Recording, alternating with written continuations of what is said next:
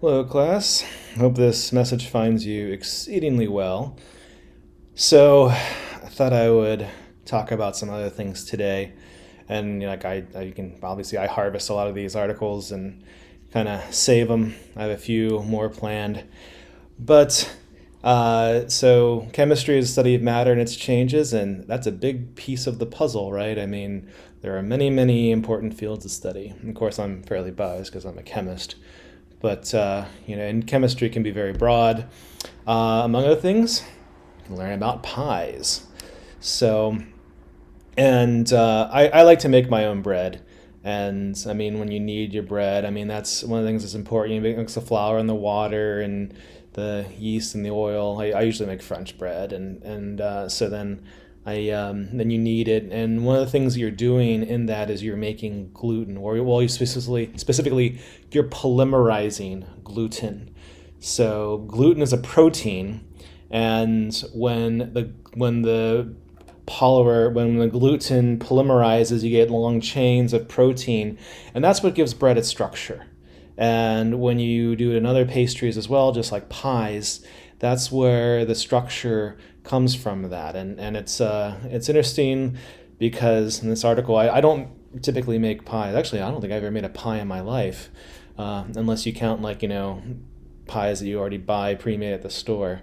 But this article says too much gluten, it's too firm, and too little, it'll fall apart. So there's a happy medium, and there are some various ways that you can control that. So you can control the overproduction, over polymerization of the gluten protein. And one of my is to put vodka instead of water in there. That was an interesting thing. The thing about if you're baking a pie, ethyl alcohol boils off at 87 degrees Celsius. So if you're baking your pie in the oven, all the alcohol is going to flash off.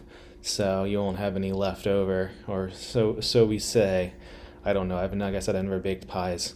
So it's interesting that there's all sorts of things put in there, and I like the physical properties. I mean, I know we talk about chemical properties quite frequently, but the physical properties of butter versus shortening with the temperature, and then the taste, how butter and shortening is different for taste. That's kind of cool.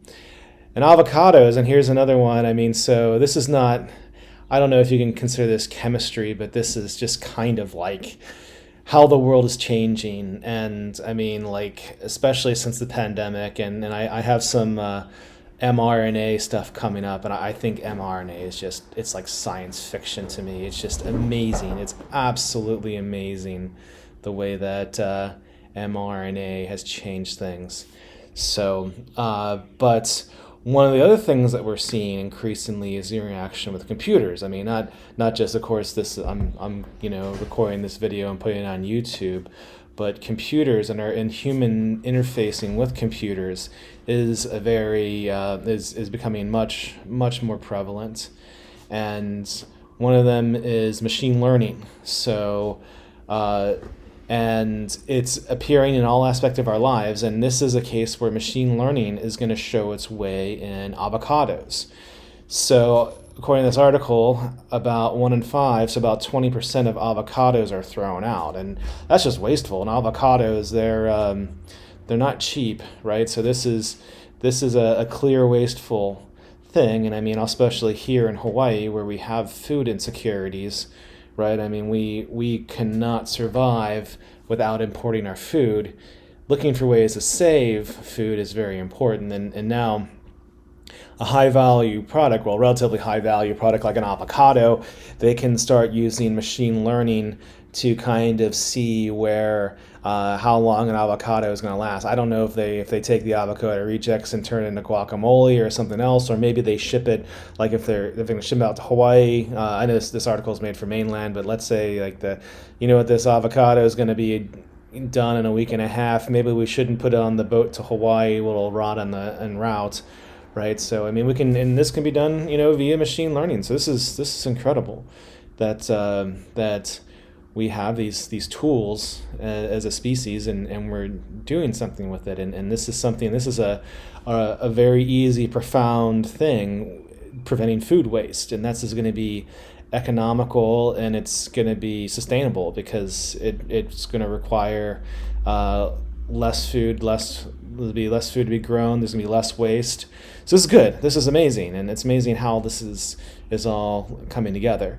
And I mean, avocados are a relatively high value product, and this is also something that we scale up and mass produce and ship around the country or the world. So, I mean, if they'll do this for avocados, they'll probably start doing this for other things. So, like I remember, for me myself, like growing up in the Midwest, I mean, like when you eat apples off a tree, oh my gosh, that's so delicious. Especially like red delicious apples. Red delicious apples off the tree are amazing. You buy red delicious apples in the store, they usually taste horrible.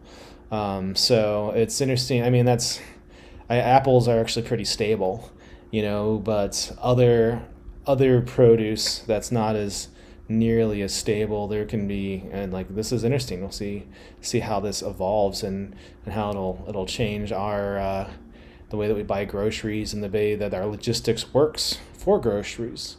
So interesting stuff. So I hope you enjoyed the article, and with all my messages, hope you're doing well. If you're not doing well, specifically mental health issues and also basic needs issues, let me know, and I will do what I can to help you. I'll connect you. So I'm your interface. I'm your triage person. That when things happen, it can be other things too. I mean, I don't just mean like blanket mental health. I know that we have services, for instance, for people that want to stop smoking. So I mean, just if you feel like you have a problem and you want someone who's well connected, I mean, I may not know all the answers, but I can pass it on through my network and I can get an answer for you. So keep that in mind. So please take care of yourself and have a nice weekend coming up. So aloha.